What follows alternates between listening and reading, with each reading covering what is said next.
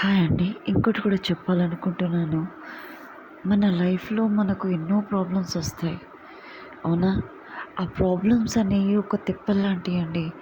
ఒకసారి చిన్నగా వస్తాయి, ఒకసారి పెద్దగా వస్తాయి, ఒకసారి అనుకోకుండా విపరీతంగా వస్తాయి. వాటిని తట్టుకొని ఆహ్, అది ఈదిన వాడికి అది దాని వాల్యూ అనేది తెలుస్తుందండి.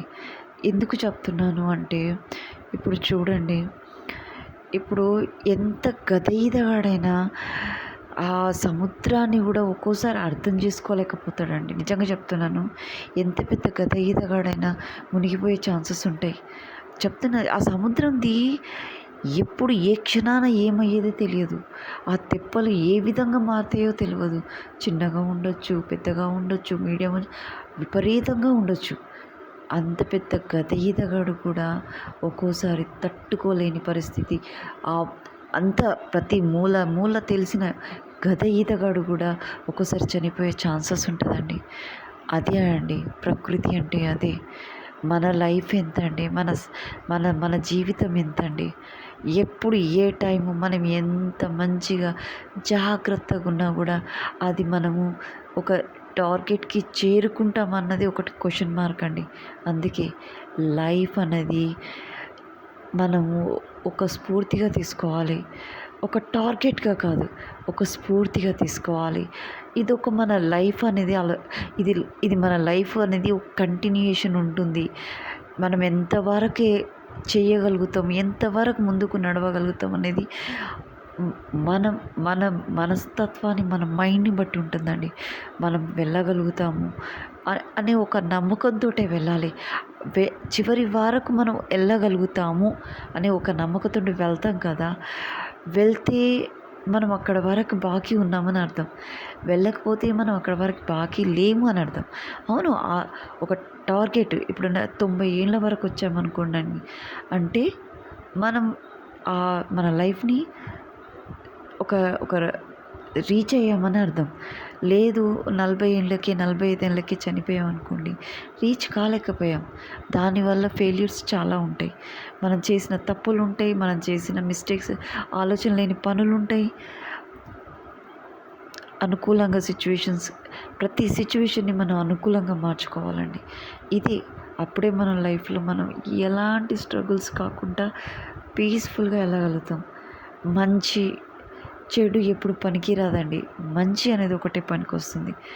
కష్టాలు ఉంటాయేమో, కానీ ఆ మంచితనానికి ఉన్న వాల్యూ అనేది అది ఎవ్వరికీ తెలియదండి. ప్రతి అతి మంచితనం మంచిదే, కానీ ఎవరికి చూపించుకోనీకి? ఎవరికి? నీ ఫ్యామిలీతో నువ్వు ఉండకుండా, నీ వాళ్ళని నువ్వు చూసుకోలేక, నీ ఫ్యామిలీ అంటే ఏంది? నీ తల్లిగారు, నీ అత్తగారు, నీ నీ పిల్లలు, నీ ఫ్యామిలీ మెంబర్సు, నీ ఒక వాళ్ళు అందరూ ఒక స్టేజ్లో వచ్చేలా అనుకునేలా మనం మనసులో థింక్ చేసుకొని, అరే ఎవరు నువ్వు ఒక ఉన్నతమైన పదవిలో ఉన్నావు అనుకో, వాళ్ళని ఎందుకు వెనకకేయాలి? ఇది చాలా స్ట్రగుల్ అవుతున్నాడు, వై డోంట్ వి హెల్ప్ అని ఒక ఆలోచనతో వెళ్ళామనుకోండి, నీకు ఇంట్లో ఉన్న వాల్యూ ఆటోమేటిక్గా బయట ఎంత వాల్యూ ఉంటుందండి. ఇంట్లో లేనప్పుడు, నీ ఫ్యామిలీ మెంబర్స్ మధ్యలో లేనప్పుడు, నేను మంచి అంటే ఎవరికి మంచి? నీ ఫ్యామిలీతో నువ్వు మంచిగా లేనప్పుడు, నీ ఫ్యామిలీని నువ్వు చక్కగా నీ పదవి ఏం పనికొస్తుంది, నీ హోదా ఏం పనికొస్తుంది? చేయాలి. వాళ్ళ గుణం మంచి లేకపోతే పెట్టాలి, దూరం పెట్టేసేయాలి. నీ బాధ్యత ఏంది? నువ్వు చేయాలి. వాళ్ళ గుణం మంచి లేకపోతే దూరం పెట్టాలి. వాళ్ళు మంచిగా ఉన్నారా లేదా అంతే, దూరంగా ఉండి చూడాలి. వాళ్ళు కంట్రోల్ తప్పి మొత్తం మన మీద డిపెండ్ అవుతున్నారు అనుకోండి, దూరం పెట్టేయాలి. అది తెలివిగల్లోడు చేసే పని అదండి. నేను ఒకటే చెప్తున్నాను ప్రజలకి, ఇప్పుడు చేస్తున్నాడు కానీ దాన్ని అడ్వాంటేజ్ తీసుకునే వెధవలు ఉంటారు. ఆడవాళ్ళైనా మగవాళ్ళైనా సరే ఉంటారు, కానీ వాళ్ళు ఎప్పుడు లైఫ్లో సక్సెస్ కాలేరు. నేనే గొప్ప, నేనే గ్రేటు, నేనే తోపు, నేనేదో పీకేసినని చెప్పుకుంటారు చూడు. అంత మంచి వాళ్ళు లేరు, మేము చేసినంత చేసినా మేమే చేస్తాము, మేమే అన్నీ చేస్తామని చెప్పుకుంటారు చూడండి. వాళ్ళంత చెడ్డవాళ్ళు కూడా ఉంటారండి. చేసేటోడు చెప్పడండి, క్వైట్గా ఉంటాడు. సైలెంట్గా చేసుకుంటూ వెళ్ళిపోతాడు, సైలెంట్గా సెట్ చేసుకుంటూ వెళ్ళిపోతాడు. ఫ్యామిలీస్‌నైనా కానీ వాళ్ళకి గైడ్ చేయడం కానీ పెడితేనే, డబ్బులు పెడితేనే కాదండి, మనం మాటలతోటి కూడా వాళ్ళ లైఫ్ని సెట్ చేసేవాళ్ళు ఎంతోమంది ఉంటారు. వాళ్ళు బయటికి రారండి. ఓ 10 రూపాయలు పెట్టి నేనింత చేసినా, నేనంత చేసినా అది కాదండి. మన మాటతోటి వాళ్ళ జీవితాలను సెట్ చేస్తాం చూడు, అది అండి. డబ్బుతోటి ప్రాణాలు తీయచ్చు, డబ్బుతోటి చెడుని దగ్గరికి తెచ్చుకోవచ్చు, అందరితోటి దూరం కావచ్చు. కానీ మాటతోటి డబ్బు కూడా చేయలేనిది ఒక మాట ఒకటేనండి. ఒకటే చెప్తున్నాను ప్రజలకి, మాటకున్న విలువ ఇంకా దేనికి ఉండదని. కొంతమందికి అనుభవం ఉండకపోవచ్చు, కానీ పెద్దవాళ్ళకు కూడా అనుభవం ఉండి కూడా చేయలేని పరిస్థితి. ఎందుకు? పెద్దవాళ్ళని అనుసరించకపోవడమే కారణం, పెద్దవాళ్ళని ఫాలో కాకపోవడమే కారణం. ఆ పెద్దవాళ్ళకి ఈరోజు ఇలా ఫేస్ చేస్తున్నారు. వాళ్ళు పెద్దవాళ్ళని ఫాలో అయినుంటే, వాళ్ళ పెద్దవాళ్ళని ఫాలో అయినుంటే ఈరోజు మనం అందరం ఇలా ఫేస్ చేసేవాళ్ళం కాదండి. అది పెద్దోళ్ళంటే ఏంటంటే, వాళ్ళు ప్రతి ఒక్కటి లైఫ్లో చూసుంటారు, అనుభవించి ప్రాక్టికల్గా ఈ స్టేజ్కి వచ్చి ఉంటారు. మంచి చెడు అనేది వాళ్ళకు తప్ప మనకు తెలియదండి.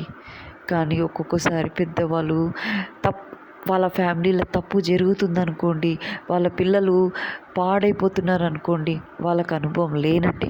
నేను చెప్తున్నాను, ఇది వాస్తవం అండి. వాళ్ళ పిల్లల జీవితాలు నాశనం అవుతున్నాయంటే వాళ్ళ తల్లిదండ్రులకు అనుభవం లేకనే పిల్లల జీవితాలు నాశనం అవుతున్నాయండి. ఒక్కటి ఆలోచించండి. మీరు అక్కడ నేను పెద్దవాళ్ళని పాయింట్అవుట్ చేయాలని అనట్లేదు, మీ అనుభవము సరిగ్గా లేదని చెప్తున్నాను. మీకు అనుభవం ఉండుంటే మీ పిల్లల జీవితాలు ఎందుకు అలా అవుతాయి, ఆ డైవర్స్ ఎందుకు అవుతాయి? ఒక్కసారి ఆలోచించండి. నేను ఒక ఆడపిల్లగా అనట్లే, మీరు మీ అనుభవం లేకనే కదండి మీ పిల్లల జీవితాలు నాశనమయ్యేది, వాళ్ళు డైవర్స్ తీసుకునేది. మీరు సరిగ్గా ఉంటే మీ పిల్లల జీవితాలు నాశనం కావు. మీరు కరెక్ట్గా గైడ్ చేయండి. మీరు కరెక్ట్గా గైడ్ చేస్తే మీ పిల్లల జీవితాలు చాలా బాగుంటాయి. దయచేసి నేను చెప్పేది పెద్దవాళ్ళకి ఒక్కటే, నేను ఎవరిని పాయింట్అవుట్ చేయాలని చెప్పట్లేదు. ఆలోచించండి, నా పిల్లలు ఇలా ఉండు, ఈ పరిస్థితి ఇలా మాట్లాడుతున్నారు, ఇలా సొసైటీలో చెడుగా ఉండిపోతుంది అని అన్నప్పుడు మీరు ఆలోచించండి, మేమేం చేస్తున్నాము, ఏంటి మా అనుభవం, మా పిల్లలు పాడవుతున్నారు అంటే మా అనుభవం సరిగ్గా లేదని ఆలోచించండి. నేను చెప్పింది వాస్తవం అనేనండి. మీ పెద్దవాళ్ళ నుంచి మీకు లేని అనుభవమే మీ పిల్లల జీవితాలు నాశనం చేస్తున్నాయి. ఏ తల్లిదండ్రులు పిల్లల్ని భర్తను వదిలేసి, భార్యను వదిలేసి ఉండమని చెప్పారొద్దని. చెప్పిర్రు అంటే మీకు అనుభవం లేనట్టే. చూసుకోవాలి, దగ్గరుండి చూసుకోవాలి, అంతేగాని దగ్గర పెట్టుకోవడం మంచిది కాదు. ఎందుకండి? ఇప్పుడు మీరు భార్యాభర్తలు ఉన్నారు, వాళ్ళు విడిపోతే మీ కళ్ళ ముందు మీకు ఎంత బాధ ఉంటుందో అది పడే వాళ్ళకే తెలుస్తుందండి. ఆ బాధ ఆ తల్లిదండ్రులకే తెలుస్తుంది. కానీ బాధపడితే ఏం ఉపయోగం అండి? ఏం ఉపయోగం? ఇంకో పెళ్ళిళ్ళు చేసుకోవడం ఏం లాభం? చెడ్డ పేరే కదా ఆ తల్లిదండ్రులకు. నేను ఒకటే చెప్తున్నాను, పెద్దవాళ్ళు తప్పు చేయడం కాదు, పిల్లలది కూడా 50% తప్పు ఉంటుంది. మీరు కరెక్ట్ నిర్ణయం తీసుకోకపోతే, తెలియకపోయి మీరు సొసైటీ కోసం ఆలోచించండి. పిల్లలకు ఒకటి చెప్తున్నాను, మీరు సొసైటీ గురించి ఆలోచించండి నాన్న. ఆ సొసైటీ అనేది మీ జీవితాలు, సొసైటీ చెడుగా మాట్లాడుతుర్రంటే వాళ్ళు చెడుగా మాట్లాడితేనే కదా, అమ్మో వీళ్ళు ఇలా మాట్లాడుతూ నేను ఇలా చేయొద్దు అని ఆ భయంతో లైఫ్లో సెట్ అవుతారు కదా. అవునా? మీరు ఆ భయం, ఆ సొసైటీ మిమ్మల్ని తప్పు పడుతుంది అని అంటే మీరు సెట్ అవుతారనే కదా, అది మీకు మంచి అవుతుంది కదా. ఎందుకు వాళ్ళు ఏదో అంటున్నారు, ఓర్వలేక అంటున్నారు కాదు, అది వాళ్ళు అంటున్న దాన్ని మీరు స్ఫూర్తిగా తీసుకొని ఆ పని చేయకుండా ఉండండి. మీ లైఫ్ ఎంత బాగుంటుంది ఆలోచించండి. కొన్ని కేసులు చూస్తున్నానండి. నేను ఇంకొక రియల్ స్టోరీ చెప్తాను. నేను ప్రతి వాళ్ళని కదిలిస్తే ఒక్కొక్క విషయాలు బయటపడుతుంటే కడుపులో నుంచి ఓకరండి, వామిటింగ్ సెన్సేషన్. ఏంటి వీళ్ళు మనుషులేనా, ఈ కుక్కలా మనుషులు అనిపిస్తుందండి. ఒక్కొక్క కేసు వింటుంటే నాకైతే అబ్బో ప్రాణం పోయి అంత పని అవుతుంది. చెప్తాను, ఇంకో స్టోరీ చెప్తాను మీకు నెక్స్ట్ దాంట్లో ఉంది. ఇవన్నీ రియల్ స్టోరీసేనండి, ఇవన్నీ real stories. Thank you to everyone.